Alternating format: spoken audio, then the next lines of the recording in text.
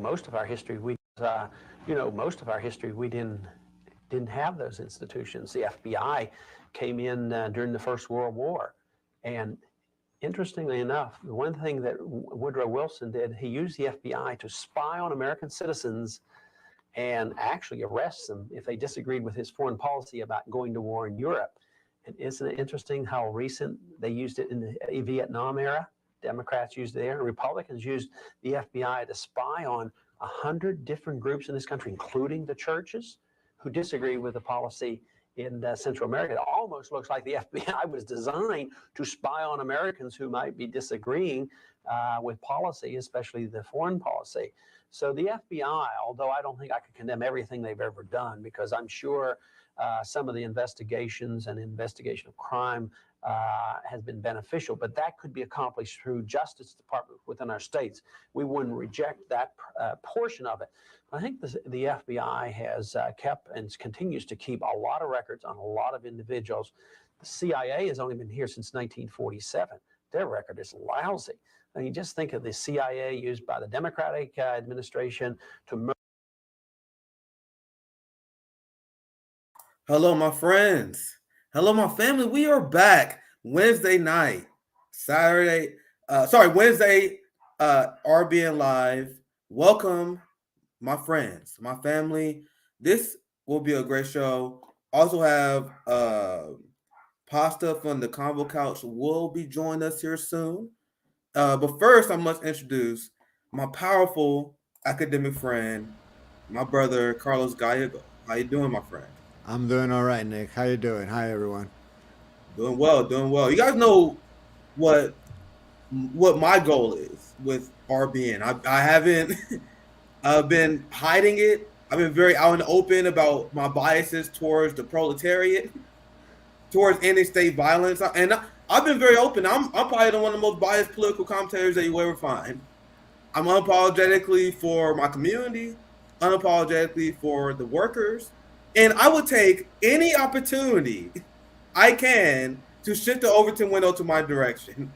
So lo and behold, Carlos, the last 24 hours, I have been laughing so hard and been beside myself. Because I think a lot of people, you can argue, are unserious in a lot of ways. But a lot of people have been speaking out against the crimes of the FBI and why they have no mandate. You guys see that video with Ron Paul on fire. I'm not even a big Ron Paul fan, but he's great on some issues, like calling out the CIA and FBI. Ron Paul, a conservative. And our message has been, let's form coalitions where we can to take out giant state powers. I had a lot more to say, but Carlos, do you have anything you want to chime in? Thanks for joining me once again. No, thanks for having me. And no, it was great to watch that clip because it's interesting when the establishment starts to contradict themselves and each other, which is what is going on right now a lot. And despite what you think of Ron Paul, when he does decide to attack the other side based on certain kind of facts, he makes reasonable arguments like the one he made right there, because it's hard to, if you actually fact check, it's hard to argue against what he said. So no, good clip to start the show with. I love how you bring up the fact that the FBI and CIA is relatively new. And there's this propaganda that a lot of people believe, like the institutions as we have them has been here forever, thus they must always exist. Like credit scores, guys. You guys know the credit scores was established in 1989? That's literally 2 years before I was born. I didn't learn that until literally a few years ago, to be honest. I learned that when I was so car. Like, it started when? And people think, I was just going to say, one of the important things, I'm sure we'll keep coming back to it, but one of the most systemically violent kind of paradigms that exist globally at this point, which is capitalism, is something that people assume has been here forever also, yes. And assume that you cannot have a world outside of a capitalist system because it typically would not function. And they're right, it wouldn't function the same way it's functioning right now. It would function differently, but they literally can't imagine a world, literally nature, the universe, without capitalism. It's impossible for them to imagine human existence without that, Yeah, well, you outside of primitivism. Yeah, what you describe is an amazing concept called capitalist realism. The idea that capitalism has always existed and will always, therefore, exist. That's what, and that what leads a lot of people to become like social democrats because they don't view capitalism as something that will ever be something that will go away. So instead of actually challenging power and trying to seize power and the production for the workers, they nibble on the outside because they believe in capitalist realism. So they go for small incremental change. That's why you have AOC, who, and a lot of people in progressives, they're like the biggest people who fall for capitalist realism. That's why AOC, she fights to make it cheaper for you to bury your dead loved ones instead of for Medicare for all, because you don't think it's possible. You guys see what I'm saying? But Carlos, I'll let you chime in and now I can continue. No, I was just going to say, and that's how you end up with your typical kind of liberal democratic philosophy, which is that capitalism is inevitable. We have to work within it. And in the context of that, you end up with a kind of charity, trickle down economics attitude towards the working class rather than changing the system, like raising the federal minimum wage to match inflation, if not the cost of actual living. All they do is basically, as you said, nibble at the outside and settle for compromises and settle for crumbs. And that's why reformism does not work when you're talking about capitalism, because at the end of the day, you can't reform capitalism. It is what it is as far as a political economy. So, yeah, totally good point. So another form of capitalist realism is the concept that things like the FBI won't shouldn't be taken away. This is why I'm ecstatic that and there's a lot of deeply unserious people in this conversation. Now I'm sure they're just waiting to the right to gain political power. They're gonna ramp up. I'm sure there's a lot of those. But what I'm talking about is that 3 out of 10 Republicans that we talked about the other day. Well, I was talking about with JB, the 3 out of 10 the people who are strongly conservative who supports defund the police. And something tells me that at least 3 out of those 10 are serious about getting rid of the FBI. So according to the polls I've seen, out of the Republican voters, 3 out of 10 are real fiscal conservatives. The rest of them are neoliberals. And I love talking to Trump supporters, the people who support giant military and police budgets. I'm like, bro, you're not a conservative. You're a neoliberal. That neoliberalism, guys, literally Google it. Neoliberalism believe in laissez-faire economics, a hands-off approach, deregulation, and they also believe in strong security states. Like, so giant military industrial complexes, giant prison industrial complex. That is what neoliberalism is. How is that different than the policies of Donald Trump and Sean Hannity? That is Reagan economics. And that is what they have been pushing for quite a long time. So the real conservatives are the people that we can form a coalition with to shrink state power, to end state violence. Now, I make fun of the 7 out of 10 who are not real conservatives because I use their own language against them. We had a great calling conversation about how you communicate left ideas with people. And I told you guys all the time, I got my flag right here. We talk Marxist theory and ideology on this show because I'm flexing, right? We did education. But when I'm talking to ordinary people, I'm not quoting State or Revolution to them. I just want to get them on my side no matter what. So I talk to a lot of conservatives, like, all right, I'm like, all right, bro. Like, you say you're for a small government. You say you're for don't tread on me. Now, explain to me why the FBI and CIA should exist. Don't worry, I'll wait. What is their mandate? The FBI does not have a mandate. The CIA does not have a mandate. The FBI mandate is used against the people they are meant to serve. So if you think about the ideology of the FBI, Carlos, feel free to interrupt me anytime. I know I'm talking a lot, but feel free to interrupt me anytime. But the ideology of the FBI and CIA is these institutions are meant to protect the American people. That's why abolishing them is considered a radical ideology. But you got the FBI that literally creates terrorism, that literally killed our leaders like Fred Hampton, who cracked down on the left and working class movements on behalf of the state. They literally create more terrorism than they solve. So they don't even accomplish their mandate. They are beyond their mandate. Their mandate is harassing the people they are meant to protect. So I'm gonna show you guys this amazing. Go ahead, Carlos, if you want to chime in. I was going to say, as institutions, so they have this kind of like silent or unspoken mandate, which is to continue to serve the interests of the state, right? So Yeah. the CIA does that at an international scale. They're the ones that intervene in coups. They're the ones that assassinate foreign leaders, etc. And that's been documented. There are books that document that history.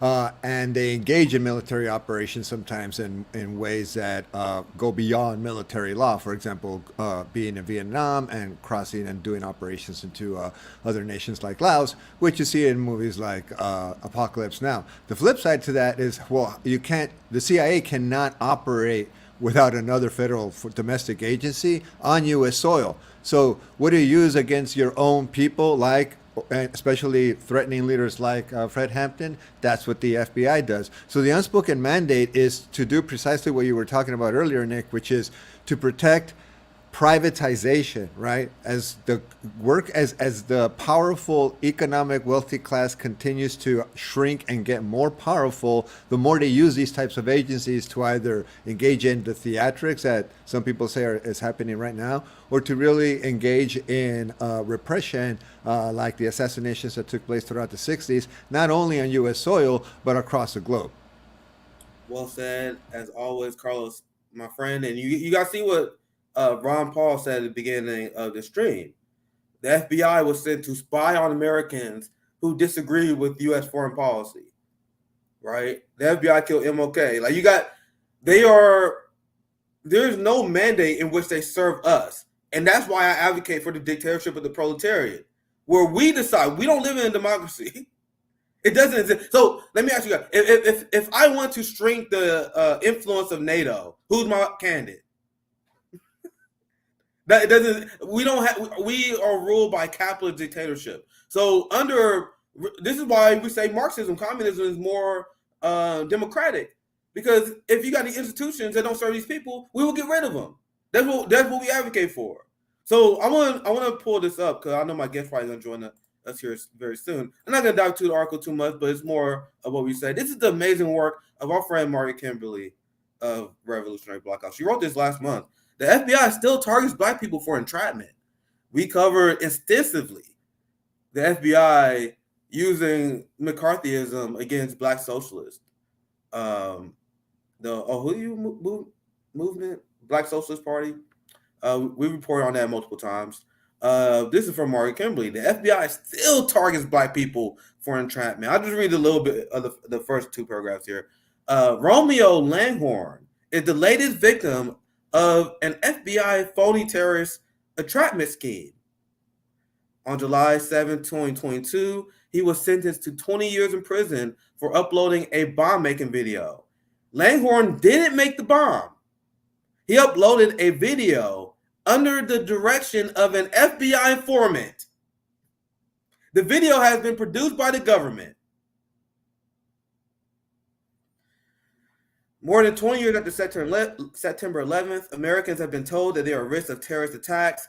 The color-coded risk assessment, the yellow, red, green, all that stuff, NSA surveillance and our electronic and internet activity, the threat of terrorist attacks is justification for encroaching on civil liberties, and phony terrorist schemes concocted by informants still get headlines and give legitimacy to the continued violations of our rights. So does this seem like, and this is a great breakdown of the crimes of CIA and the Black Agenda Report, but does this seem like an organization that is designed to serve us? I'm gonna play you guys this video. Let's see if I can. Here it is. As you look for the video, it's funny how counterintelligence functions in the favor of entrapment, right, Nick? Isn't that interesting? Yes. So this is about 2.5 minute, 3 minute video, where this guy he gave a TED talk. He gave a lot of facts and receipts regarding the FBI creating more terrorism than they solve. That's something when people when they first hear it, it's like shocking to them. But this guy is about to explain how they essentially do that. And once again, they're not protecting or serving. They're literally just justifying their own budgets by creating trauma and putting people in danger. So let me play the video, and I want to get your guys' response.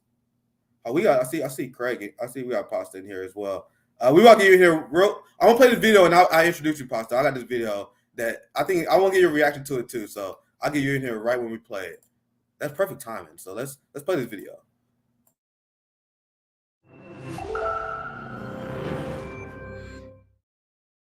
The FBI is responsible for more terrorism plots in the United States than any other organization. More than Al-Qaeda, more than Al-Shabaab, more than the Islamic State, more than all of them combined. This isn't likely how you think about the FBI. You probably think of FBI agents gunning down bad guys like John Dillinger or arresting corrupt politicians. After the 9/11 terrorist attacks, the FBI became less concerned with gangsters and crooked elected officials. The new target became terrorists, and the pursuit of terrorists has consumed the FBI. Every year, the Bureau spends $3.3 billion on domestic counterterrorism activities. Compare that to just $2.6 billion combined for organized crime, financial fraud, public corruption, and all other types of traditional criminal activity. I've spent years poring through the case files of terrorism prosecutions in the United States, and I've come to the conclusion that the FBI is much better at creating terrorists than it is at catching terrorists. In the 14 years since 9/11, you can count about 6 real terrorist attacks in the United States. These include the Boston Marathon bombings in 2013, as well as failed attacks, such as the time a man named Faisal Shahzad tried to deliver a car bomb to Times Square. In those same 14 years, the Bureau, however, has bragged about how it's foiled dozens of terrorism plots. In all, the FBI has arrested more than 175 people in aggressive undercover counterterrorism stings. These operations, which are usually led by an informant, provide the means and opportunity, and sometimes even the idea, for mentally ill and economically desperate people to become what we now term terrorists. After 9/11, the FBI was given an edict. Never again. Never another attack on American soil. FBI agents were told to find terrorists before they strike. To do this, agents recruited a network of more than 15,000 informants nationwide, all looking for anyone who might be dangerous. An informant can earn $100,000 or more for every terrorism case they bring to the FBI. That's right, the FBI is paying mostly criminals and con men 6 figures to spy on communities in the United States, but mostly Muslim American communities. These informants nab people like Abu Khalid Abdul Latif and Wali Mujahid. Both are mentally ill. Abdul Latif had a history of huffing gasoline and attempting suicide. Mujahid had schizoaffective disorder. He had trouble distinguishing between reality and fantasy. In 2012, the FBI arrested these 2 men for conspiring to attack a military recruiting station outside Seattle with weapons provided, of course, by the FBI. The FBI's informant was Robert Childs, a convicted rapist and child molester who was paid $90,000 for his work on the case.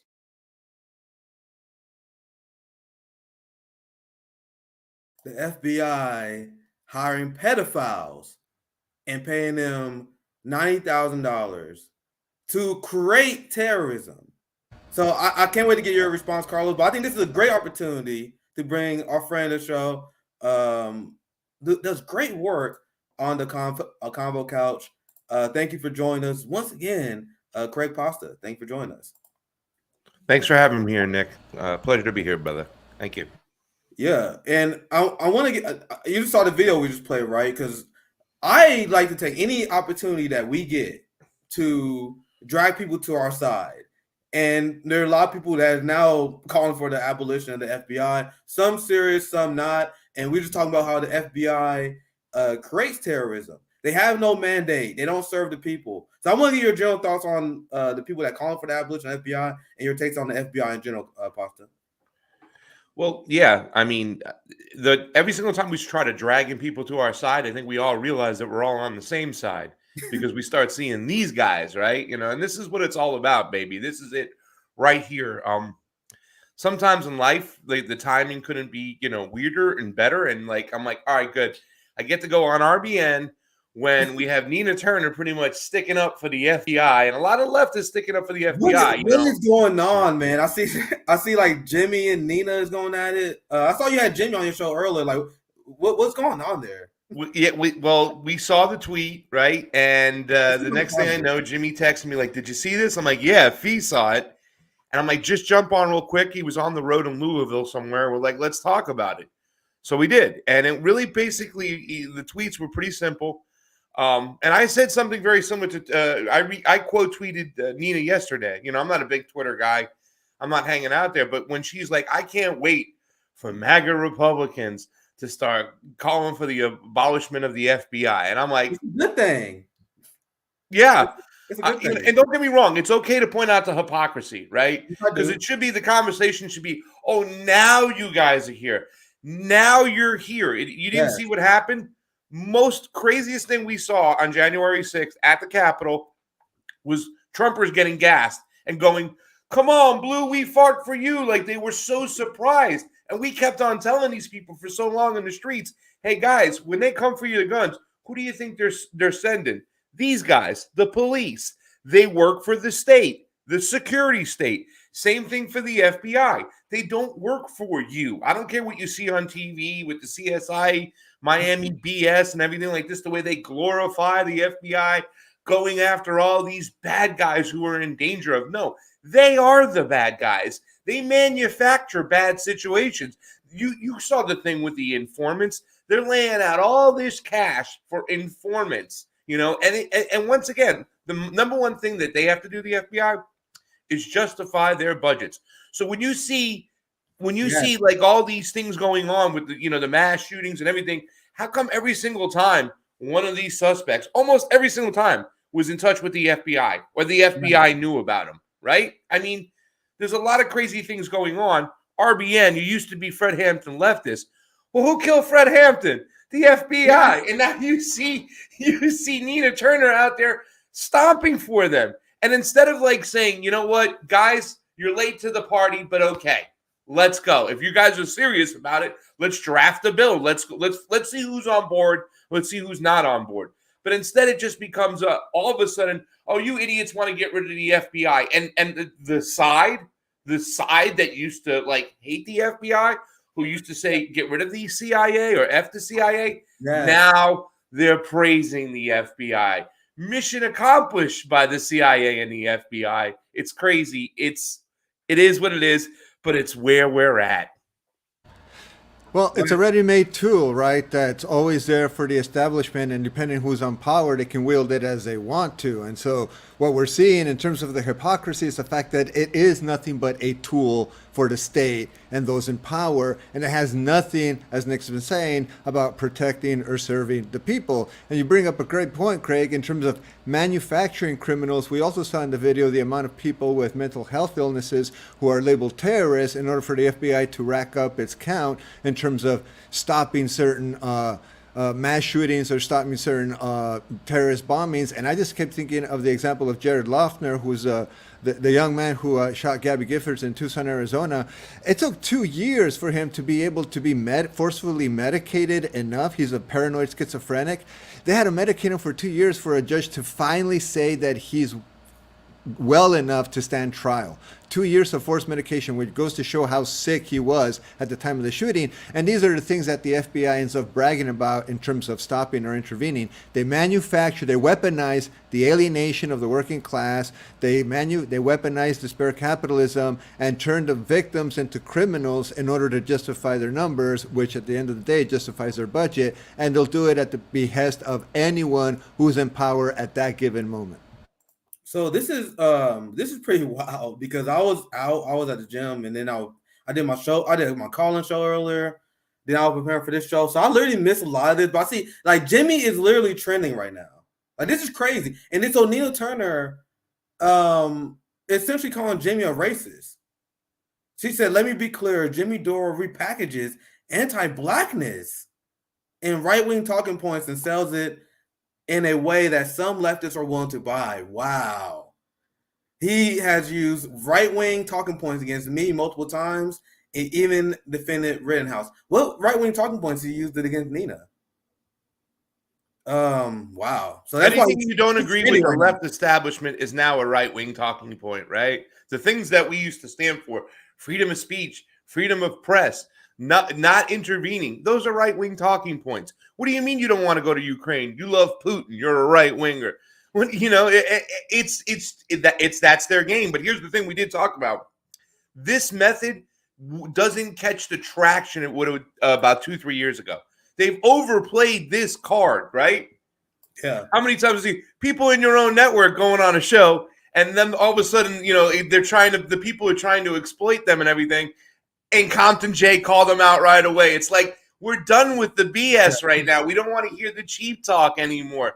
Just stop it. And then the identity politics attacks on a regular basis, it doesn't work anymore. It simply shows you that a lot of these imperialists on the left, these pro-intelligence FBI people, they can't argue on the merits, right? So what do? Smear, smear, smear. That's actually a tactic from the CIA, but unfortunately, they wore it out. So I know I'm kind of derailing this, but I just now getting caught up to speed. So he was on your show earlier, and I saw this compilation made. Let me play this video, and we're kind of going off the rails here, but this is fun. So, this is his response. I actually did not see this part. I only had a chance to check like 20 minutes. So let's watch this video. Let's see his response.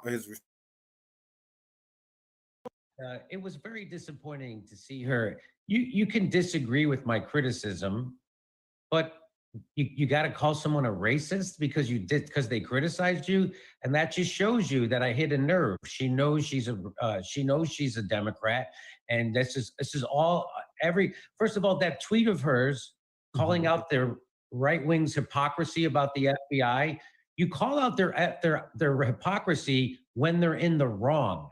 You don't call out their hypocrisy when they're in the right. You welcome them over to the correct side. If they now start to come on board for Medicare for all, are you going to then flip them off and call them assholes because they used to say they were against it? That's not how this is supposed to work. So now that it's happened to the Republicans or the MAGA, the Trump supporters, now they get it. They're like, oh, the FBI is corrupt. So you should welcome them. You shouldn't then keep flipping them off and shitting on them. And that's all the Democrats have. And that's what Nina Turner is. She's a Democrat. That's what her future is. That's what this is about. Her career in the Democratic Party. This is about her career. This isn't about any principle, because if it was about a principle, she would be welcoming those people who are criticizing the FBI instead of flipping them off and then doing the cheapest bullshit, hiding behind identity politics. Oh my God, calling out and calling hey, you want to disagree with me about the FBI? Let's disagree about it. But she can't do it because she knows she's in the wrong. And so she does that thing. She's the pits, man. Does she realize who her president is, what administration she worked for? And he says, you're running a cover for one of the most anti-Black administrations in recent history. You're excusing the political weaponization of a domestic terror organization, the FBI, with a history of anti-Black activity that includes kidnapping, rape, torture, and murder. But sure, blame Jimmy Dore. And I mean, amazing tweet out there too as well. I mean, Joe Biden, who wrote the crime bill, and you want to come over there and says, because Jimmy says that you're being critical of the FBI, that he's anti-Black. I mean, is not this administration one of the most anti-Black administrations that we've ever known? Go ahead.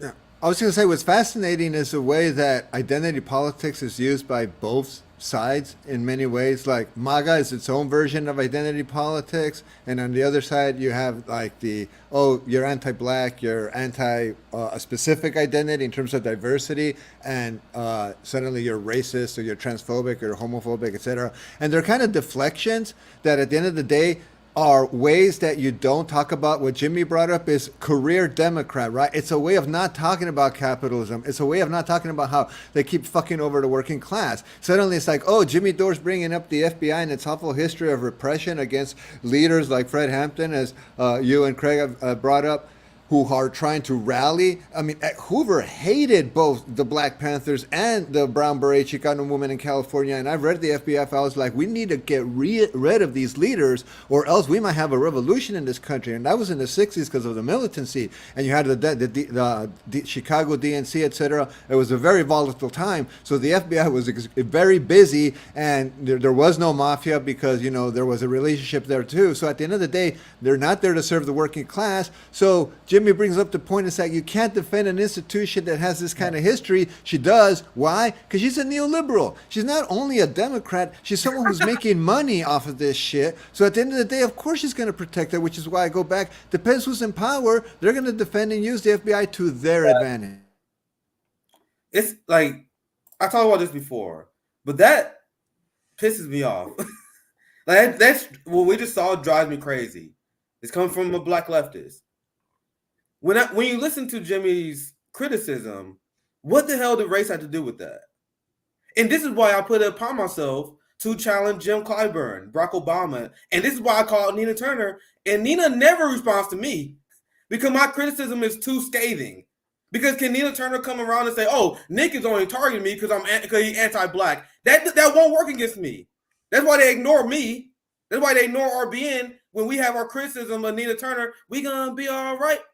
We gonna be all right. Let's go. Like that shit. They'll never respond to us, but they attack Jimmy or any person who's not black when they criticize the black progressives. This is why I go after them because they can't do it against me. That's disgusting. You guys are talking about the FBI. You guys are talking about your positions. You are a Democrat. Jim Crow Joe right now is about to add 100,000 police officers. The Democratic Party is unanimous on increasing the police spending. Joe Biden is about to spend more on the police right now than he did on the crime bill. They got a crime bill 2.0. So what is anti-black is supporting the Democratic Party, supporting the FBI, supporting the police. That's the party that you guys tell us to vote for. Sam Cedar literally said he doesn't care if the police get funded more. Jimmy is one of the few independent media voices I actually do anti-cop videos. So if you support the police, you can't call other people racist, anti-black. You got to be on point on the issues. And if you have issues where on Jimmy Dore's stances, I don't agree with Jimmy on everything, but it's fucking the height of shit liberty to then pull the race card out of nowhere instead of address the points, right? So anyway, we kind of got sidetracked on that, but I just thought that was wild. We had to talk about that. And by the way, on that thread, on that tweet that Steve left from Slow News Day that Jimmy was involved with, Keith Olbermann jumped in there and started talking some smack. I've been trying to get Keith Olbermann's attention for like 3-4 years now, just trying to yelling at the guy, screaming at the guy. Never gets his attention, but my friends, they get his attention all the time. It's like, God dang it.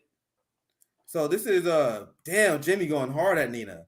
I mean, this is the fact. This is a fact, though. Nina had purposely been dodgy on the defund the police issue because her family is, I think her son. I don't want to misspeak, but I know she has relatives who are police officers. And you guys see the coverage that we had on RBN. How can you call anyone else anti-black if you're weak on policing? That's wild. That's wild. So that's gonna be going for a while. Now I see like everyone trying, like battlegrounds are drawn right now, right? This is the famous video. I'll play this and I'll move on. If you guys never understood, this is like Nina ran so many, like she ran a horrific campaign. We called it out, and I was on Jimmy Dore's show and I explained why she lost. People got so mad at me. Bro, there's no sense of urgency here.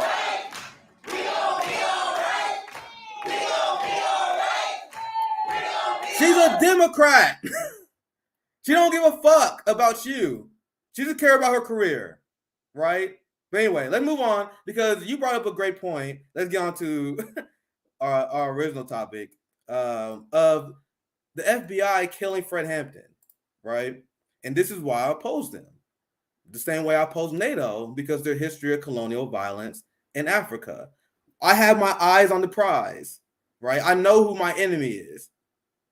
I'm not going to allow the two-party duopoly to distract me from my enemies, right? So I want to play this video and I'm going to give you guys a response.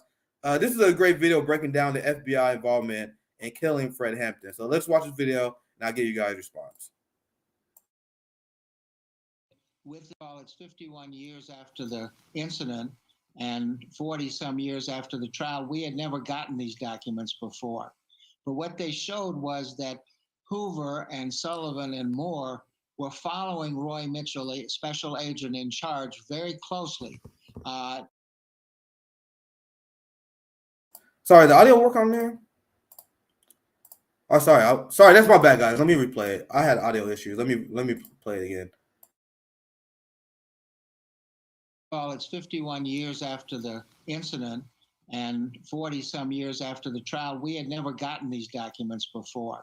But what they showed was that Hoover and Sullivan and Moore were following Roy Mitchell, a special agent in charge, very closely with regard to O'Neill. And they were complimenting him and rewarding him from the moment he gave the information and the floor plan to Special Agent Mitchell. They were congratulating Mitchell on what a wonderful job he did with this informant. Of course, Mitchell got the floor plan, gave it to Hanrahan's police, and that's what led to the raid. The floor plan even showed the bed where Hampton and Johnson would be sleeping. So we knew much of this. We knew O'Neill had gotten a bonus. We never knew Mitchell got a bonus. And we never knew that Hoover and Sullivan and Moore were starting to watch this in November, but 10 days before it happened. They were monitoring exactly what went on. And so it was approved at the highest level. And during the trial, we had sought to go up to Sullivan and Moore and Hoover, but the judge wouldn't allow us. And we thought perhaps even John Mitchell and Richard Nixon were involved.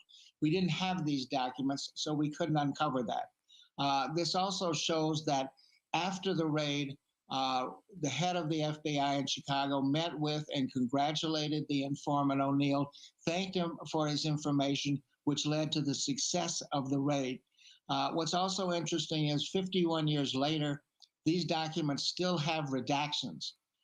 There's a specific redaction because an FBI agent had been called in front of a grand jury, and he was told, if you get asked any questions about blank, which is the FBI, leave the grand jury and report to your higher ups. A year after the raid, the FBI role and COINTELPRO had never been disclosed. It was only about Hanrahan and the police. So it took us 13 years to uncover that it was COINTELPRO, a program whose objective was disrupt, destroy, and neutralize the Panthers, and specifically prevent the rise of a black messiah like Fred Hampton, who could unify and electrify the masses. Yeah, and that is what you was referring to earlier, Pasta, and that is why I pulled the FBI. And I would love to ask a liberal, like, who opposed abolishing the FBI, like, why do you think they should exist?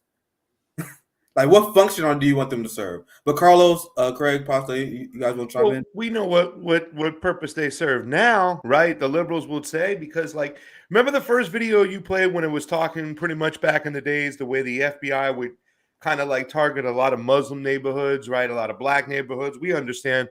We see what happened there with Fred Hampton, but now it's different because a lot of times the FBI is now, focusing on a white dude with a goatee that has a "Make America Great Again" hat on. You know what I'm saying? Mm-hmm. You can see the way they've detained people from January 6th. The game is up now, and now it's focusing the other way. So I think you'll see a lot of liberals, because the liberals are, most of the liberals that are in this country are moved or motivated by emotion, very reactionary. So when you throw certain, culture wars at them, they'll buy into it. And, they feel a lot of the people who are being, rounded up now by the FBI are a bunch of racist, misogynistic, domestic terrorists that don't give a damn. They believe this. I don't know if they necessarily believe it, but it certainly is confirmation bias on what's happened on January 6th. But that's why a liberal will now side with the FBI, because they've made it all about team sports, and it's all about Team Blue, making sure Team Red, which is led by evil, Thanos Trump, never gets in office again. So, they've normalized these spooks. Look at CNN and MSNBC, where they have Clapper and Brennan. Clapper looked at, lied to the people, lied to a jury, right? About, what Snowden had revealed about, them spying on us. So, this is just part of their greater plan, what they're doing. But that's why the libs, and you'll see them throughout all Twitter, will be pro FBI. Meanwhile, we were making a defund the Pentagon shirt 3 years ago talking about this stuff, Nick, that if we don't get them in check and you don't pay attention to what goes on overseas, they're going to bring that shit home. Well, it's home now. Yeah, speaking of shit lives on Twitter, I'll get you right in here, Carlos. You guys want to see something hilarious? I just told you guys, why do liberals support the FBI? You guys want to see this example of one of the funniest tweets I've seen to show how much the Overton window shifted to the right, where the liberals are supposed to be against the CIA and FBI. They're supposed to be edgy, anti-establishment. At least that was the narrative that I was taught growing up. And now they are FBI, CIA bootlickers. Look at this fucking tweet. And I've seen a lot of variations of liberals saying stuff like this. Look at this shit. This person who you see Blue Wave, Blue Crew, big liberal person. She said, or they say, I don't care if the FBI raised my home. Do you? 7,000 likes. Like, yes? Like, what? You guys see how they fucking worship the intelligence community? And think about the privilege that it takes to say something like this. To say, I don't care if the FBI raised my home. I ain't do nothing wrong. I know I ain't do nothing wrong. I'm worried about them motherfuckers planning something on me, which they have done. Carlos, I know you want to chime in early. I want to give you guys a reaction, and then we move on to another topic. No, I think that's a really good point, is the fact that people fall in love with institutions when, as Craig says, it's serving your team, it's working for your team. It's like they're like free agent institutions that are available for the highest bidder or whoever's in power. So suddenly the FBI is, as Craig Wilson put it, going after the guys with the MAGA hats because of J6. But what they don't understand is that there's a historical context for why this institution exists and how it's existed in the first place. And that's what they don't want to pay attention to. Americans, I think, in terms of just globally, are is one of the nations that suffers amnesia the most, because we have no fucking sense of history. These same people that were pissed off at the FBI 3 years ago because they weren't investigating Trump hard enough, right? And we're angry at the fact that people are calling for the investigation to Hillary Clinton's emails, have now flipped because they're putting Trumpers in jail, and rightfully so in terms of what they've done. But what they're not doing is, again, holding themselves accountable for what the institution is doing. So now you have people like Nina Turner coming and saying, or people like the one you just quoted, I don't care if the FBI raided my home. I wonder if they would have said the same thing 3 years ago. Of course it wouldn't, because the FBI wasn't working for their team. Yeah, it's complete bullshit. And these are people that obviously have never had or know anyone that's been raided. So the idea of inviting the FBI to raid your home as if they don't come in and shooting, it's something out of the movies, right? Everyone's always placed under arrest and read their rights, and it could be talked out and clarified, and they'll just leave peacefully. People are under this culture fantasy of what the police actually represent, including the FBI, to where it's whitewashed. They don't understand the violence behind it. You have to show them videos like that about the assassination of Fred Hampton and how strategized it was, and the tactics that they used, and whether or not every single police officer in uniform that day or undercover was actually a legit police officer, or they were just hired for a couple of days as an officer and deputized. Pastor, you have any last thoughts before I move on to the next topic? Well, yeah, I just want to say, as this FBI goes, and you have to show them those pictures and those videos, so the CIA goes in foreign land, it's just one thing after the other. And, I mean, a lot of the victims from J6, or the alleged prisoners or criminal, whatever you want to call them at this point, I was there, and I've been to a lot of Black Lives Matter rallies. I've been to a lot of, freedom rallies. We go to these rallies, and that was one where 95% of it didn't get involved. It was just a couple people. It was a bunch of people close up front. We didn't see one weapon, but there's a lot of people being held without due process right now. So, I mean, and this is because they go and say, oh, they're just a domestic terrorist. And people are like, yeah, lock them up. But what then they don't look at is that they have a water protector who now got almost like an 8-year sentence for protesting. Once again, no weapon, but, they were able to slap the domestic terrorist a staple on her. So now it's like, guys, can't you see the situation's a little bit more nuanced? Don't look at everything on just surface level. But that's the whole thing about the American liberal. They're just surface level people. That's it. They don't go into anything. They don't look deeper down the hole of where this stuff came from, why it came from, what Carlos talked about. What about the history of this place? And I understand things could change, but they're doing more of the same. And with COINTELPRO, that means they can kill any citizen in America right now, and they can get away with it. If it's in the name of, American defense or keeping America safe, and you got these psychos making the decision, we're all in danger here. All of us. And they need to go, these people. And that got worse after 9/11 because now Americans can be labeled domestic terrorists at any given point, especially if you're near a border. And we just saw how ICE has expanded its powers in terms of what counts as a border.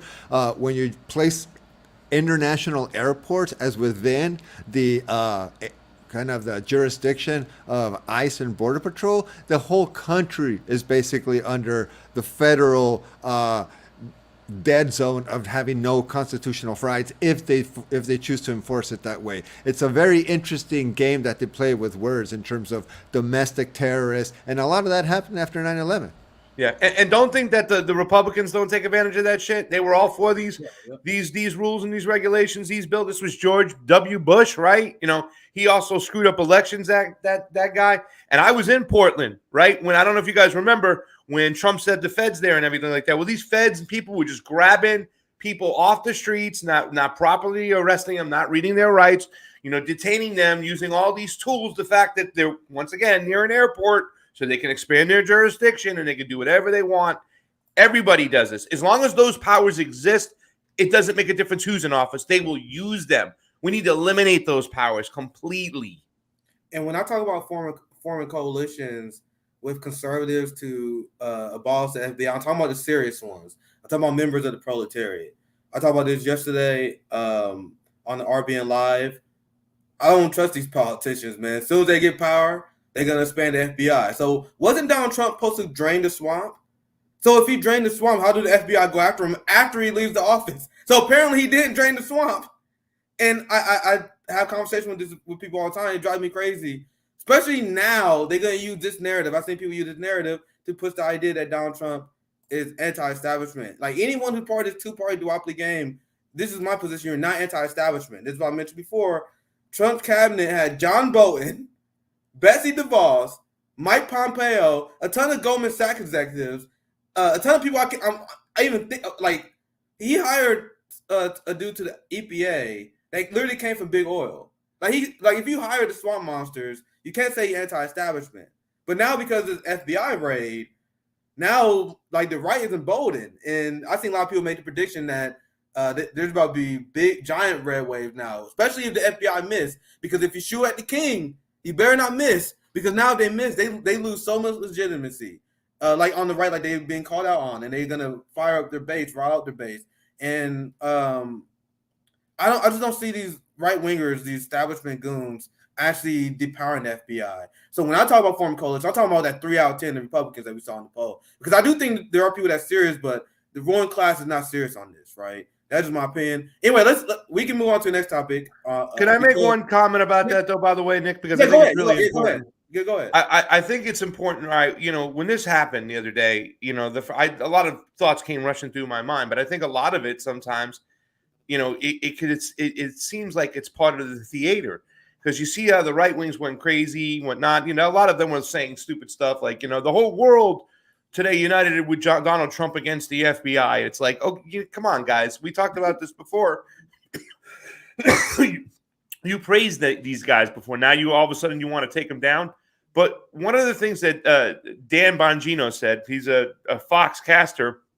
Yeah, the exact thing opposite of what a Democrat would say on the other side. You got to go out and vote Republican now. Now this is it, guys. I know you might not like them, but at the end of the day, the Democrats are your enemy. You know, the Republicans might not be the answer, but they're definitely not the answer, and you got to vote against it. So when I sit back and I look at this situation makes people more divisive. It gets people more polarized and go on that side. I mean, so much to the fact that the left is defending the FBI, and then the right is going, okay, we have to vote all Republican now, no matter what. You know, when they know for a fact that most of those Republicans in there are the cause of these problems. They're just as bad as the establishment left.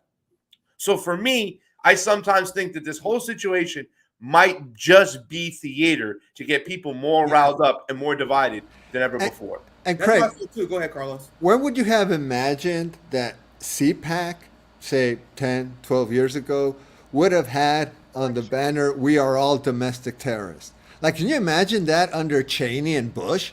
Like that would have been like, what the fuck are you doing? You're ruining the whole campaign just by calling. But now it's something to embrace, right? It's so interesting how the ideology changes between among conservatives and liberals just within the context of a decade regarding the same institutions and the same words.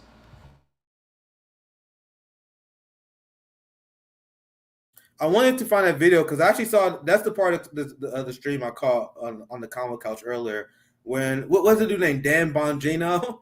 You're muted. You better check your audio, Pasta. Dan Bongino, Bongino. I'm an Italian guy, and I couldn't even say his freaking name. I was trying to find a video, but I found a few unrelated videos. I'm not sure that's the one that you showed, but he kind of exposed his role in the duopoly as well. And I don't know a ton about him. Maybe you can fill me in. But based on how he started in the video clip, he was like, "Yeah, I know that I don't like Republicans either, but now we gotta bite the bullet."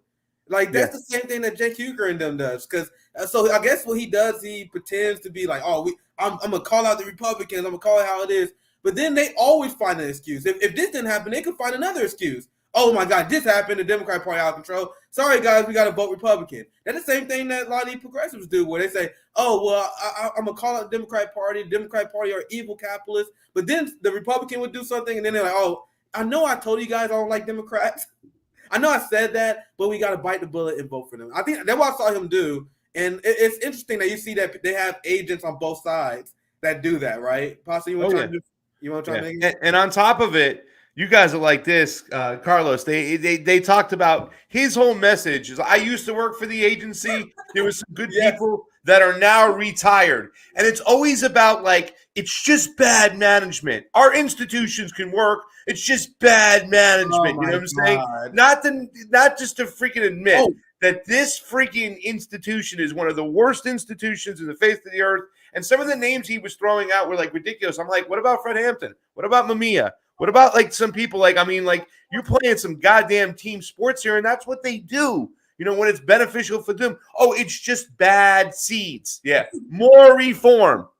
I think I found a video. I want to show you guys what we're talking about. It's with Jesse Waters. Yeah, I think I found the one that you played. This is actually very interesting. Let's play it and see what is. Which I hate the fact that I know both these guys' names. The United States, and I love this country. This is a freaking disgrace. A disgrace. We don't live in Cuba. We don't live under Kim Jong-un. We live in a constitutional republic. I'm sorry, I must say before I continue. I'm glad you stopped it there real quick. Because I want to get your thought on this as well, Pasta. But this is what I said on our live yesterday. These people, they keep coming down and they say, we're not Cuba. We're not a communist country. I'm like, you're right. This is America. This is what This is what we do. You want to say anything before I continue the video? Well, yeah, I love the whole fact, too. And as a guy who goes to the global south and looks at elections, I'm like, yeah, they actually have fair elections. They have more of a representative democracy than we do. But these guys are just showing you their true colors, who they are every single time they do this. And this is the mentality. This is why it's so hard to, if you were playing the lesser of two evils, when people will go, wouldn't you admit that Trump is the lesser of two evil? I'm like, no, they're just both bad, and it's like we need to get rid of all of them and stuff. But I mean, these guys, they're the same tune all the time. Like, and I hate this whole fact when people go, "Oh, that person's not a Democrat. That person's really a Republican in disguise." I'm like, no, they're a Democrat because that's what the Democratic Party is. Yeah. Stop hiding what you are or what we are and stuff, and stop acting like it's just the grass is greener on the other side because it ain't. You got the / politician prosecutor ticket that wins and goes into the office, and basically people, again, amnesia, forget the fact that these are pro-police politicians that happen to be Democrats. Of course, they're for funding things like the CIA and the FBI at the end of the day, but Democrats see the Republicans as being pro-police because of the things that have been happening around police violence. So now it's convenient in order to be blind to the fact that the current people in power are the ones that are funding the same institutions that you found oppressive just 3 years ago because they were tear gassing you, and then they're not going to stop. This is not going to change. Just because you are now calling them, oh, this is a totalitarian state that we're living under. Oh, weren't we a totalitarian state 2-3 years ago also? I mean, hasn't it been a totalitarian state for a while if you're not rich, basically? So this meltdown, this speech is hilarious. So let's get back to it. I'll just rewind it a little bit, and I will get your guys' reaction. This is great stuff here. Bullshit. I think everyone's a little emotional here about this raid. Yeah, I mean, you think this is some third world bullshit right here. Let me say it again. Third world bullshit. I mean, every word of that. I don't care that it's cable news. I was a federal agent. I raised my right hand, and I swore to protect and defend the Constitution of the United States. And I love this country. This is a freaking disgrace. A disgrace. We don't live in Cuba. We don't live under Kim Jong-un. We live in a constitutional republic, a representative democracy. You have a bunch of FBI agents raiding the home of a former president because they don't like his politics? Are you kidding me? You've spent this whole show, Jesse, and I've spent my entire time either on Fox or on my podcast exposing the left for claiming Russia interfered in an election as Hillary Clinton paid off a bunch of foreign agents, her team literally to fabricate a story that occupied the nation for 4 years. What's she doing right now? Getting a manicure in freaking Chappaqua. She's not doing squat. Nothing. Hunter Biden is having sex on tape while doing crack. And what is he doing? He's living in a Malibu mansion. And yet the president, the former president, who, whether you agree with him or not on his claims about the election, whether you agree or not, we still live in a country where you are allowed to challenge an election. There's even a process, the ECA, the Electoral Count Act. You may not like it, but it's a process. How do I know it's a process? Because some people are trying to reform it. You may not like it, but now you send the FBI. Let me tell you something. I have paid due deference to the FBI for a long time, and a lot of listeners didn't like it because I work with some very good people over there who've since retired. The management of the FBI has now shredded any single sliver of credibility this agency had left. Nobody will take them seriously from this point on. It is over. You've heard the examples. Stone, Manafort, Cohen, over and over. Are they good guys? Are they bad guys? I don't know. I don't care. I don't know them. All I'm telling you is you cannot tell me we still live in a constitutional republic and not the freaking third world when you have Hillary Clinton paying foreign agents to interfere with an election, people lying under oath repeatedly, Hunter Biden doing crack on tape. And what happens? Where are the federal agents? They're not in Malibu. They're not in Chappaqua. They're in Mar-a-Lago. This is some third world garbage that happened tonight. And I'm telling you, the FBI management, here's a solution. Last thing. We have now got to win in 2022. You have no choice now, folks. Oh, we don't like the swampy Republicans. Here we go. You guys see what this is really all about? Check your audio, Pasta. You got to do it, right? You got to go out and do it. The lesser of two evils. Here we are, you know what I'm saying? And it started out so what it's supposed to be, right? I know we're all emotional here, guys. Emotional. This is making people so pissed off, right? I got friends of mine from Florida that were texting me, Trump. They were so pissed. They were emotional. How could they do this? This all seems rotten in Denmark. And by the way, the third world country shit, that's supposed to align us to what the stupid messaging that Marjorie Taylor Greene and some of those other folks were doing when they go, Joe Biden is turning us communist. Like, well, Joe Biden is the furthest thing from a communist, dude. First of all, he's a capitalist. Own it. He's a corporate capitalist. He's a globalist. So, but that's what that third world talk is supposed to be. You know, guys, it's supposed to get you there, that mentality. This was a very well-planned speech. And then the team sports, right? We got to do this, guys. I know you got to suck it up. I know a lot of you are pissed off that a lot of those establishment Republicans wouldn't do anything. Doesn't it sound familiar? Doesn't it, from us on the left, doesn't this sound familiar? You got to go do it. You got to go mitigate damage. You got to swallow your pride and go and vote. And what I love about it is that it sounds like almost the kind of anti or pro racist argument, depends on where you stand, in terms of like, look, I know FBI people that are now retired. I have friends who happen to be in the FBI. So I used to be pro FBI, but what's happening now is so authoritarian that it's third world, which I personally take issue with, because if you want to talk about the nation that has the most people in prison, it's this fucking country. So you want to talk about totalitarian, authoritarian police state bullshit? Well, let's start with this country, and what's happening is not a surprise to millions of poor white, black, brown bodies that are doing time in prison, a lot of them for Joe Biden's bullshit. So at the end of the day, both teams are playing the same game. They just get pissed off with whoever has the ball at any given moment. It's all about possession, in this case, of an institution and the powers that come with it, like doing a raid on a very powerful rich person. And at the end of the day, that's what these mainstream media outlets are defending, is the ability whether or not you should be able to raid someone like a sitting president. And even people on the left and liberals are discussing, well, no one's above the law, so therefore you have to break a law. And how many of these people have now broken international laws or domestic at that point? Insider trading, droning innocent civilians overseas, et cetera, et cetera. It's just it's all just a bunch of bullshit. Not just this, it's all been for a while just nothing but bullshit. So I'm just gonna play the part where he do the switcheroo again, because I stopped a little short. I was just gonna play the part where he does the propaganda, because I compared it to the Cenk Uygur. Because I want you guys to see what he said. You guys see the part where he said, "I know we don't like all these people." That's the same thing that Cenk does. Like he's like, "I know we don't like the Clintons. I know we don't like Joe Biden, but we gotta vote for them." I just think it's super interesting. They got people on both sides that do it. So I'm gonna just play that quick part, and then we move on for real.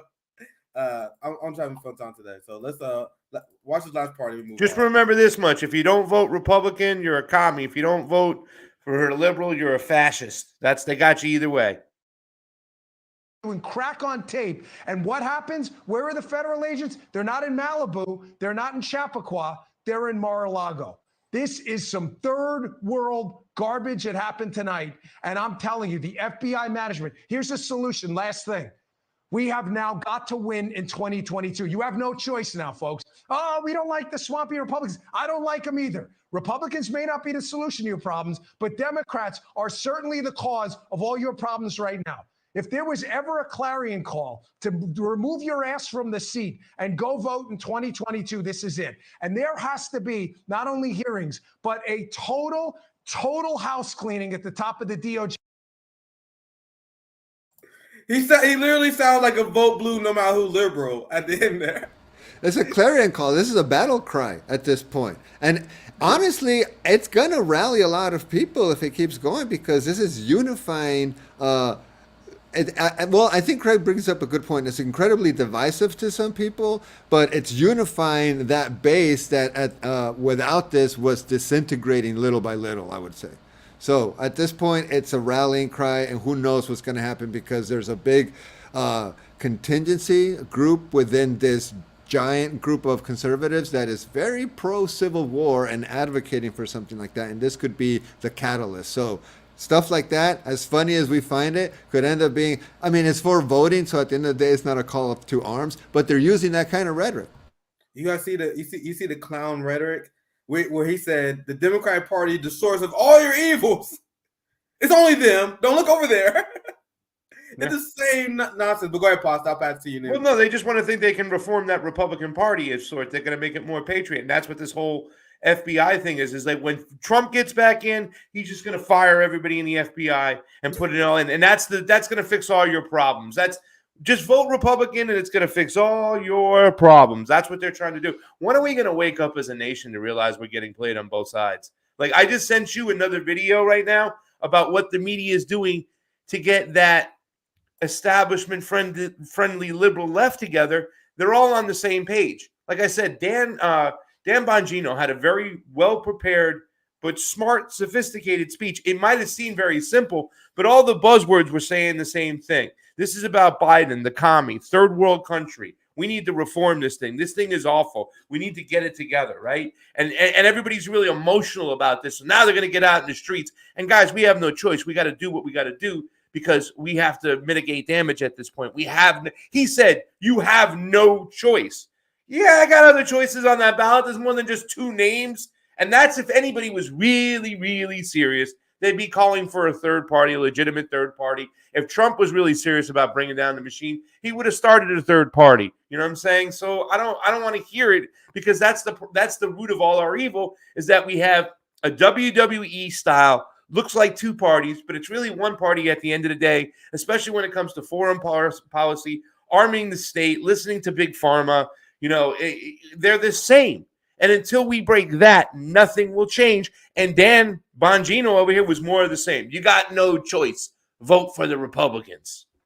I'm gonna play that video that you just sent me. Let's play it. I'm curious to see what's about, and I'll give you guys reaction. It's how the left gets in line because they read the same email or some shit. Tell ABC News there's been a strong reaction to the raid on extremist and QAnon-related forums. Sources say there's been a strong reaction to the raid on extremist and QAnon-related forums. Sources also telling ABC News there's been a strong reaction from some extreme groups online, including QAnon and other groups. There's been a strong reaction to the raid on extremist and QAnon-related forums, including those that were active before January 6th. including those that were active prior to January 6th, including those that were active prior to January 6th, involved in the January 6th insurrection, including those that were active prior to the January 6th riot. Some have been calling for violence and even a civil war. Some of them include calls for violence and even a civil war. Some of them include calls for violence in online forums, and even civil war. This was the top comment on the search on the pro-Trump site, The Donald, last night. Quote, lock and load with references to a civil war. Talking very violently about civil war. Searches for civil war spiked. They're talking about civil war. Civil war. Civil war. Civil war. Civil war. Civil war. This is the kind of violence. What the fuck? What? Bro, they got a script. Well, bro, remember that video? I'll pass right to you, Carl. Remember that video where a lot of anchors was repeating the same script where they were like, misinformation is very dangerous for our democracy. Dangerous for our democracy. I'm gonna see if I can find it. I'm gonna pass it to you, Carlos, because what is that? That's state TV. But go ahead, Carlos. I get pasta after you. No, just a couple of things. Like, we know that the White House is involved in training influencers, for example, on TikTok to get out a better message about Biden's accomplishments and things of this nature. So they do basically go out there and recruit people that work in the media. So obviously they're going to have connections to the big media companies, and they do, I think, send out scripts. We've seen that happen, for example, with Gary Webb when the government came out and said, you know what? We need to kill this guy's reputation and kill this story because it's making us look bad. They have that connection because they give each other favors. You know, who you're going to leak the next big story to in terms of the mainstream media, who owes you a favor and who do you have good relationships with. But what I find interesting is that they're picking on this fringe population, right? So obviously they're trying to amplify the fact that these are your conspiracy theorists, your QAnons, your J6ers, who are basically already a threat, the domestic terrorists that embrace that term and already a threat to the nation. On top of that, it's almost like an echo chamber where you keep hearing the same thing over and over. So, of course, if after a while, if you hear the term civil war 3-4 times in the same day, of course you're going to go Google it and add to that same amplification of the fact that we're on the verge of one, because they're manufacturing the consent that will allow for something like a fucking civil war. As CJ says when he talks about China, you can literally convince people by repeating the same shit over and over again. And like Hitler said, especially if it's a big fucking lie, people are more likely to believe it. So you're not going to talk about the FBI's, shady history. You're going to talk about the fact that J6ers on Reddit are talking about a civil war and amplify that in order to run cover for this other thing in terms of like FBI good versus FBI bad. Right. I'm gonna get you in here, Pasta. I'm gonna show you guys the video. I know this one. Yeah, so I'm gonna show you guys just so in case you haven't seen it. This is the extremely dangerous for our democracy video, which I'm glad that you shared that video with us, Pasta, because you guys see that they follow this script. Let's watch this real. And I'm Ryan Wolf. Our greatest responsibility is to serve our Treasure Valley communities, the El Paso, Las Cruces communities, Eastern Iowa communities, Mid-Michigan communities. We are extremely proud of the quality, balanced journalism that CBS 4 News produces. But We are concerned about trouble and irresponsible, one-sided news stories plaguing our country. The sharing of biased and false news has become all too common on social media. More alarming, some media outlets publish these same fake stories without checking facts first. The sharing of biased and False news has become all too common on social media. More alarming, some media outlets publish these same simply aren't true without checking facts first. Unfortunately, some members of the media use their platforms to push their own personal bias and agenda to control exactly what people think. And this is extremely dangerous to our democracy. this is extremely dangerous to our democracy. This is extremely dangerous to our democracy. This is extremely dangerous to our democracy. This is extremely dangerous to our democracy. This is extremely dangerous to our democracy. This is extremely dangerous to our democracy. This is extremely dangerous to our democracy. This is extremely dangerous to our democracy. This is extremely dangerous to our democracy. This is extremely dangerous to our democracy. This is extremely dangerous to our democracy. This is extremely dangerous to our democracy. This is extremely dangerous to our democracy. This is extremely dangerous to our democracy. This is extremely dangerous to our democracy. This is extremely dangerous to their narrative when we do these shows.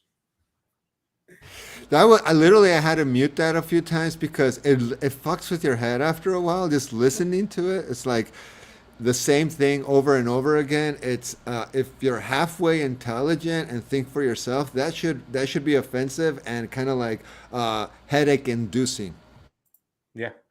You know, the thing that's crazy is that I think number one, we have to admit that our, Operation Mockingbird, right? When they said years ago, the CIA, that they were going to start planting CIA agents within each part of mainstream media all over the place so they can control their narrative or at least get their message out. Well, I think that plan is completely done by now because it seems like they have every aspect of all the information coming out there.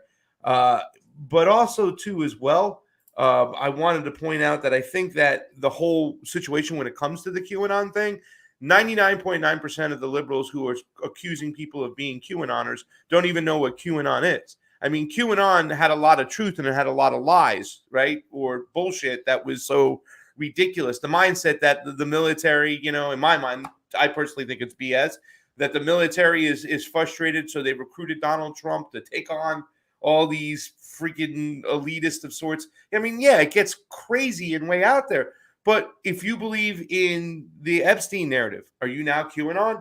Because there's a lot of stuff in the QAnon drops about Epstein. That's so almost like that's almost. I was just going to say, with this method, you can now cast a large net and make it almost so that that fringe group that Carlos talked about now represents all the Trumpers out there, all of them. And that's the dangerous thing about this whole situation with that message, that video I sent you when they started talking about the QAnon stuff.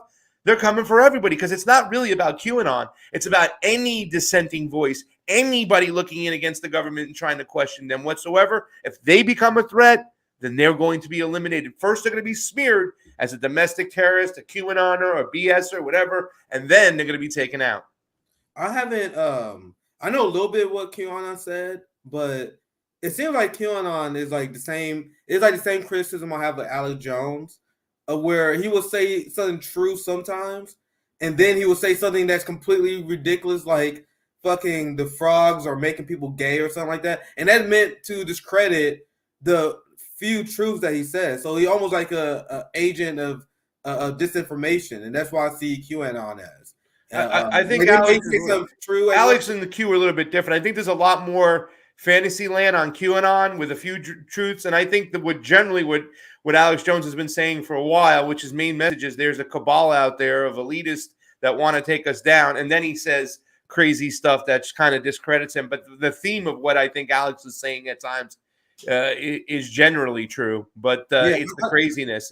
But QAnon's like the opposite. I think it's like it's hope porn or hopium. right? You just hope, oh my God, they're going to make the elites accountable now. Oh my God, we're going to see some lock her up. We're going to really see this. No, we're not. Sorry. Yeah, sorry.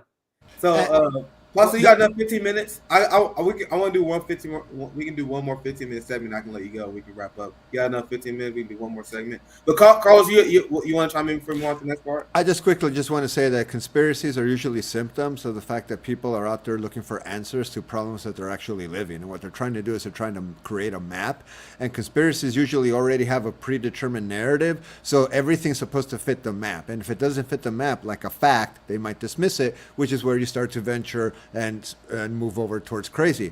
But if you stick to facts and you map it out, people might still call you a conspiracist simply because you're trying to explain this big picture understanding of how the world is functioning or how we don't live in a democracy in the United States. And that's the problem. Anytime you start to call everything, including the stuff that we're talking about right here on your show, Nick, is potentially already conspiratorial if it's actually getting close to the truth. You might be smeared as a conspiracist, and that's one of the first ways to dismiss the map that you're creating to connect the dots about how power functions, how politicians are always going to fund the police and the military because politicians are there to protect property, which is connected to the wealthy people that keep them in office. And so you start to see that there's a machine here, there's a system, there is a blueprint for it, and the more you try to figure it out, the more you get smeared as a conspiracist. And some people do, venture off into, the irrational, but it's always a symptom of the fact that people are searching for answers to problems that they're actually living.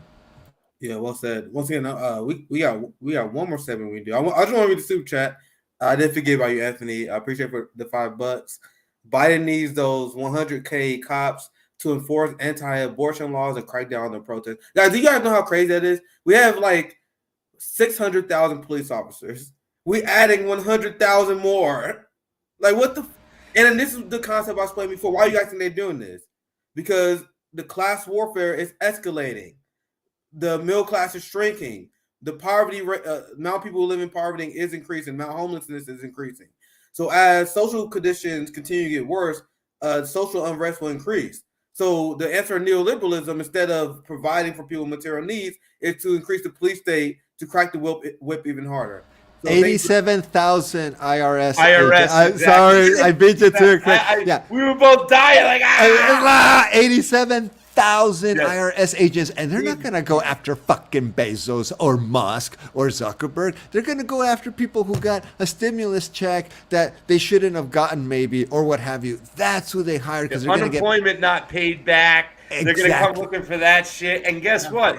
They're also the most armed agency. They have over 500 million rounds of ammo. They were going through that. And now what are the Republicans doing? Matt Gaetz and Marjorie Taylor Greene drafted a bill. We need to stop the distribution of arms to the IRS. Stop. You need to go back, look at all that shit they have and take them away. Why are we hiring 87,000 people? I mean, it's ridiculous. I think Maj Touré put out, if anybody takes a job with the IRS, they're a rat. You take one of these jobs, you're a rat. Man, dude, they got plans to fuck us up, man. Neoliberalism, and this is what I'm trying to explain to people. I know people don't want to hear it, but capitalism is not going to allow you to reform itself. So they're going to continue to double down on class warfare. The IRS thing, I got to look into that. We're definitely going to do a segment on that here soon. 50 plus hours, be available 24/7, call, work weekends and holidays, but you get to carry a firearm, so that's cool. Jesus Christ. So let's get to this next story, because you have done a lot of good coverage on Ukraine and on the Convo couch. Biden, once again, don't give a fuck about us, right? The U.S. to send $5.5 billion in more military aid for Ukraine, right?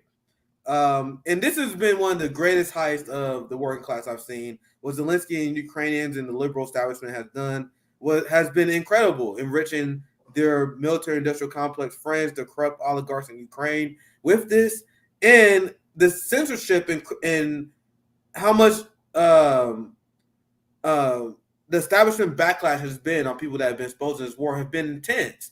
Like even CBS was forced to Like they were forced to apologize for doing journalism, essentially, because they released this documentary where a part of the documentary explains that like only 30% of the arms in Ukraine go into the military.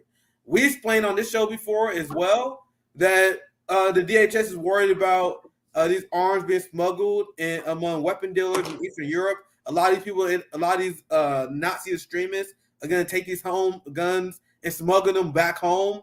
There's no accountability system that has been established here. And these are things that have been widely reported, but CBS is one of the only people that had the balls to tell the truth. And after pressure, they apologized for essentially doing the act of journalism. And I love Caitlin Johnson. You guys know I'm a big fan of her work. This is what she says as well. I'm going to give you guys thoughts on this as well. Caitlin says, CBS does an investigative report on how only 30% of the weapons we're sending to the front line, send to Ukraine in the front line. Then the Ukrainian government and their propagandists gets upset at them and demands them to take it down. And they essentially say, okay, sorry. Guys, how is this not state TV? The same thing you guys demonize. And even though they took it down, you still have these insane Ukrainian fascists. Like, look at what this guy said. He said, welcome to the first step. This is after CBS backed down. He says, but it's not enough. You have misled a huge audience by sharing unsubstantiated claims and damaging the trust of supplies of vital military aid to a nation resisting aggression and genocide. There should be an internal investigation into who enabled this, who did real journalism. And this is why I said we now live in an era where we have journalists who accidentally do real journalism, who's forced to apologize. So with that said, I want to get Pasta and Carlos in here. I know you did a lot of great coverage on Ukraine. What do you think about like this media crackdown on the narrative? I want to get your thoughts on that, Pasta. Well, first of all, you said it's one of the greatest fleecings of a nation. Pulled the wool right over our eyes. You talk about the United States of amnesia early in this show is what Gore Vidal used to call us. All you have to do is look back at 2014. You can go back a little bit longer and look at the BS in Ukraine and how long we've been messing around over there. But I'm talking about not smoking gun proof, but smoking bazooka proof that we were improved in overturning the government in 2014, pushing a coup on the Maidan. I mean, we have the phone call, we have the receipts. The actual person got in. Joe Biden, for crying out loud, went to Pork Chop Poroshenko's inauguration after he got elected shortly after the Maidan fell. I mean, Biden in Ukraine with Hunter, which has been awful. And how come nobody's saying anything about Paul Pelosi going around with Nancy taking a ride to Taiwan? Like there was any type of threat whatsoever that plane would be grounded or shot down. But it's still the same thing. It's still the propaganda game, and it's right in front of our face, Nick. You said it in the beginning of the show, and we come full circle right here. Everything they're doing, they're right in front of our face. Literally, journalism. Yeah. And the quote they got, and they can say, well, you know, we don't know if that quote 30% is actually true. I think he was giving like the best case scenario. Yes. I think maybe like 15% are going through, but it was a real guy on the line who knew what was going on in that area, and he's right to his opinion. And that's real journalism when you go out there and you put it out there. But that's where we're at, baby. We're in the land of censorship, and you got liberals like this cheering this shit on, and there's such a lack of nuance.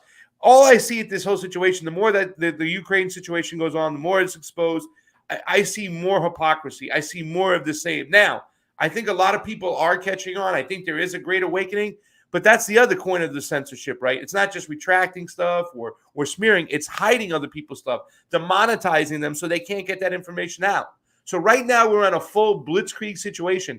The other day, John Kirby was bragging, Nick, that they've given $8 billion since action started. Yo, we got about 800,000 homeless people over here in this country right now. We got a lot of problems. People can't pay their bills. You should be giving that money to us. The fact that they can brag about this is mind-blowing, but they only brag about it because they know who their audience is. They know that small people where they're going to move them, those latte liberals where it doesn't affect them. You talk about the privilege and the exceptionalism, baby. We got it. And with a media like this that can constantly throw shade, can constantly throw out the propaganda, we still, right now, it's the toughest time. independent journalists, independent media, we got to do the work now. We got to go hard when they're hitting us hard. And it's at its worst right now. The propaganda is at its highest. So let's just see. Yeah, what's that? Go ahead, Carlos. I agree. It's very dangerous right now because what's going on is essentially why this is geopolitical, right? You get someone in Ukraine to basically censor CBS, which is an American broadcasting station, because an American politician can't come out and say that CBS is misreporting, because then you're going to have a conflict of interest regarding freedom of press. So you have to have another nation do that for you, to the point where they put so much pressure from within. This is not Ukraine. Ukraine by itself couldn't do shit to CBS, but Ukraine putting pressure on U.S. politicians that then could put pressure on CBS is what leads to that redaction and potential apology. But at the end of the day, just to echo what both of you have been saying, they don't give a shit about us. All they want to do is sell more weapons. The worst part about that story is that it might be true. The worst part about that story is that if you even cut the 30%, which I think you're right, I think that we're being generous in that regard, best case scenario, cut it in half, 15%. 15% of billions of dollars that we've sent over there are unaccounted for. Oh, and by the way, it's been reported that there's some Nazis running around buying that equipment on the black market. So now we have this geopolitical terrorist potential problem that'll emerge down the road because they have a shitload of weapons. Why? Because we're just giving it like candy in Ukraine. We're just throwing money at it. Why would we do that as a nation? Because we export weapons, we make money off of them, and so do our politicians, like Nancy Pelosi. If it's not chips manufacturing, it's arms manufacturing. And by the way, they all use the fucking microchips anyway. I wanted to just say what Carlos is saying is absolutely true. They throw money at the situation, was a sin too, right? We talk about this. How can we use that money at home? But do you see a lot of these lawmakers on both sides of the aisle? They're sick. They actually believe like they'll fight to the last Ukrainian. They fueled a proxy war, and their justification is that Putin is like Thanos, that he's evil. You know what I'm saying? It's disgusting. Lindsey Graham and Dick Blumenthal go on CNN and have a warmonger's patty cake bragging about how they're pushing Putin to be and Russia to be labeled as a terrorist country. Homeboy, they're the other country that has as many nuclear bombs as we do. Like, that's the people we don't want to have this type of relationship with. Those are the people we want to play friendly with. Labeling them as terrorists, not to mention economically, you're just cutting off the West right now. You're cutting your nose despite your face. The American dollar is sinking and the ruple's going up. It's almost like it is a controlled demolition of the United States done on purpose. Like I said, it's go time now for everything. This form of acceleration and the dangers, we're all in. We're all in it now at any moment. And it ain't just like, about our lives when we go out there and everything like that. Financially, they're cutting us off. They're cutting us off, all of us right now. They want us to slowly bleed out. They don't want us to eat. They want to control the food that's going on. Look at all these protesters, these farmers protesting. They're trying to swallow up the small guy and consolidate everything. Go time. And it's happening. Not only are people seeing through the bullshit in this country, eventually it starts to fall apart. It's happening. It's already happened around the world, which is what pisses them off a lot. A lot of these protests are happening in Europe and the United States because that's where the bullshit propaganda is still trying to hold it together. If you notice, the global South has not been buying that bullshit for a while, and that's why they're open to having relationships with Russia and China, because they're asking very good questions. When the fuck has China ever invaded another country that you know of, or engaged in the coup of another country that you know of? At least here in Latin America. Why shouldn't? And what are we doing? We're going to Africa and basically telling them, like, you better not be fucking having relationships with China, because if you do, the Americans will get pissed off. What the fuck does that mean? Well, it means the CIA is going to come pay you a visit. They're now telling Africa and the United States and the West is bullying Africa and saying that if they do any business with Russia, they'll support their geopolitical agenda. They'll cut off financial aid. So essentially the same thing they demonize China for doing. They say China is exploiting Africa and using them as a geopolitical pawn. But that's literally what they're doing right now. So you had many people, as you said, Pasta, you had a UN security chief that said that Russia must lose. And in an interview, he said that European countries that are complaining, the working class that's starving, he said, we got to suck it up. He said, suck it up because NATO must expand. You suffering, you got paid high fuel costs because of our sanctions. you in the global south, you're starving because the food crisis that's about to pop off real soon. Deal with it because Russia must lose. NATO must expand. And the last thing I want to share, and then I'll get your guys' final thoughts, is the people who've been destroying this narrative. You've been picking apart the narrative. We've been picking apart the narrative on RBN. And someone that is allowed to be a part of mainstream media because he's a famous entertainer, Roger Waters, was allowed on CNN. And I'm going to show you guys the absolute meltdown and coordinated attack on Roger Waters for essentially saying everything we just said and calling out the insane corruption behind this war. And he called Joe Biden a war criminal. And now liberals have melted down. So I'm going to play this quick clip from Roger Waters, and then I'm going to show you a few more things, and we get your guys' final thoughts. Let's get into the video here. Well, he's fueling the fire in the Ukraine for a start. That is a huge crime. Why won't the United States of America encourage Zelensky, the president, to negotiate, obviating the need for this horrendous war that's killing? You're blaming. We don't know how many Ukrainians. But you're blaming the party that got invaded. Come on, you've got it reversed. That's you know, any war. When did it start? What you need to do is look at the history, and you can say, well, it started on this day. You could say it started in 2008. Okay, it's basic. This war is basically about the action and reaction of NATO pushing right up to the Russian border, which they promised they wouldn't do when Gorbachev negotiated the withdrawal of the USSR from the whole of Eastern Europe. When you say this, then I have to say, what about our role as liberators? You of all people. You have no role as liberators. World War II? World War II? You got into World War II because Come on. Pearl Harbor. Pearl Harbor. You were completely isolationist until that's sad. That devastating. I would argue we were day always going to get in, and that pushed us in. But thank God the United States got in, right? You lost your father in World War II. Thank God the United States. But thank God the Russians had already won the bloody war almost by then. Don't forget, 23 million Russians died protecting you and me from the Nazi menace. Hey, and you would think the Russians would have learned their lesson from war and wouldn't have invaded Ukraine. Well, you with all your reading, I would suggest you, Michael, that you go away and read a bit more and then try and figure out what the United States would do if the Chinese were putting nuclear-armed missiles into Mexico and Canada. The Chinese are too busy encircling Taiwan as we speak. Okay? They're not encircling Taiwan. Taiwan is part of China. And that's been absolutely accepted by the whole of the international community since 1948. And if you don't know that, you're not reading enough. Go and read about it. Okay. I'm cracking up because it reminds me of a teacher scolding a student who didn't do their fucking reading. It's like, no, that's not what the novel's about. No, that didn't happen. I don't know what you're talking about. It's like, go fucking read the goddamn book and then come back and have a conversation with me. It's a scolding of someone who's coming across as an idiot. So Roger, the propaganda though that Smirkanish just adheres to, it's just so. What about our role as liberators? What?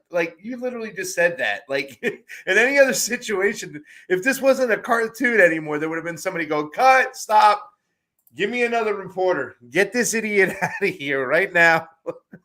It was that bad. But the funny thing is that I think that he was probably told those were some of his talking points. Don't forget it. But it's that set in. That's supposed to be a liberal news show commentator, right? CNN, the left, right? And he's all about, inside that interview, he goes, the Chinese, when he goes, well, who the Chinese go and kill more than anybody? He's like, themselves. And he's just pouring on the friggin' propaganda.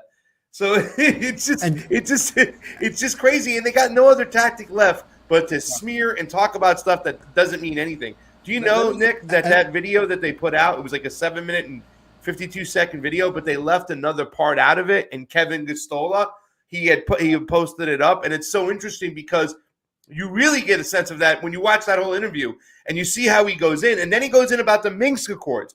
He covered all the bases. The only thing he didn't cover was 2014, but he just laid down some, and it's not hard to find this information from people who are in that area, who are people who are reporting what you talked about, real journalism. You can find out what's going on if you stay away from state media. It's not that hard. However, that is who we're dealing against. That is who we're competing against. Because Michael Smirkanish, we know he's pretty much a fool, but that's now the news guy with many clones like him in America, and that's the propaganda they'll spew. That's what got me about that interview more than anything. The what about our roles as liberators? What about World War II? What does World War II got to do with this right now? And you know? To speak to your point, Craig, is in terms of propaganda, they're using that emotional angle again because they try to get Roger Waters to like, well, you know, if you listen to Pink Floyd's The Wall, you know the whole story is like, well, wasn't your dad killed in the war? And instead of like, oh, yes, my father, and thanks for the Yanks for coming and saving the day, because if it weren't for you, we're on the verge of losing. No, you fucking weren't. The Soviets were going to win that fucking war with or without the Americans at some point. So I love the way how he flips the script. It's like, no. 27 million Russians died in order to like basically almost win the war. You guys came in the fourth quarter and just basically helped sweep up the game. But at that, so he didn't fall for the bait of emotion, even if though his own father was the weapon being used against him. Yeah, and the audacity of this American chauvinist bootlicker, where he said what, you would think that Russia will learn their lesson after World War II. Okay, let me do something that's considered out of bounds in mainstream political discourse. Let me humanize the enemy. I explained this many times before. He explained millions of Russians was killed by the Nazis. Go a few decades before that, you had Napoleon that invaded and killed countless Russians. So this is not a long time ago, guys. Like, Russians know people who was killed by Nazis in World War II. So they got a long history of being invaded. The Mongolian Empire fucking pretty much eradicated ethnic groups in Russia. And once again, I'm going back further, but if you actually study history like that moron, you will understand why Putin has an 80% approval rating in Russia. So yeah, if there's a lesson Russia learned is that let them come. And once winter hits, they're not going to make it. That's the lesson everyone has learned. You can't invade Russia if you're going to have to do it over the winter, because they'll burn their villages and keep moving, so you have nothing for shelter, nothing to reinforce your troops. You are fucked. Nowadays, who knows? But that's always been historically, correct me if I'm wrong, Craig, the idea. You don't invade Russia because of the winters. So those days are over now, right? Now it's ballistic missiles and forget about it. It's coming out of the water and stuff. But, you know, I think it was Putin who echoed, what was it, Albert Einstein's quote that he said a long time ago, World War III will be fought with a lot of sophisticated weaponry. World War IV will be fought with sticks and stones. That's where we're at. To his point, Russia did learn from World War II. That's why Russia invaded Ukraine. And that's why I blame the West for escalating and pushing to a red line. So if you know the history, like I just explained, they have a long history of being invaded. So that's why they are uncomfortable when they're Nazis that are supported by the CIA, who are openly anti-Russian, building up at their border. So yes, they did learn something. The West seems they didn't. So one last thing I want to share, and then I'll get you guys out of here. You guys hear what Roger Waters said. Very rational. Very rational. Sorry, let me pull this one up. And the establishment pounced immediately. Now they're planting these bullshit stories, which is bullshit. Yeah. It said fans abandoned Roger Waters after he called Biden a war criminal. He probably has more fans now than he did if you get the trade of people who dropped out versus the people who heard of him, Googled him, listened to the album, and go, this is some good shit. Yeah. So, and once again, the reason why that article is bullshit, because I did hate lost fans by speaking truth to power when everyone already knows his position on these issues. That's just them trying to put that narrative out that he's the bad guy. A few more headlines. Look, from the Independent. Pink Floyd's Roger Waters has some seriously worrying views on everything you just heard from him. According to the establishment, that's seriously worrying views on Russia and China. Now, here's another one. From the Hill, Pink Floyd's Waters back Russia, called Biden a war criminal. You guys see the absolute liberal Western media meltdown over what was a very basic, obvious history lesson by Roger Waters. Go ahead, Carlos. Nick, if you know Pink Floyd, it's the equivalent of saying something like, ooh, lead singer of Rage Against the Machine comes out against the president. It's like, well, no shit. If you know Zach De La Rocha and Rage Against the Machine's music, of course they're going to be anti-establishment. Pink Floyd is an anti-war fucking album. It's not, oh, my dad died in a war, and so I'm going to, be anti-Soviet. It's a really twisted take on an established artist and their music when you actually hear the music and know its history, because it makes no sense to make these accusations. He is anti-war, and of course he's going to come out and be against this one. Well said. So I want to get Pasta here. I appreciate you guys for joining. We went a little bit longer than 9 minutes, but it was a great conversation. Any final thoughts on the media meltdown on Roger Waters, or anything else you want to add to that topic, Pasta? Thank you for having me on. First off, had a great time, fun time. I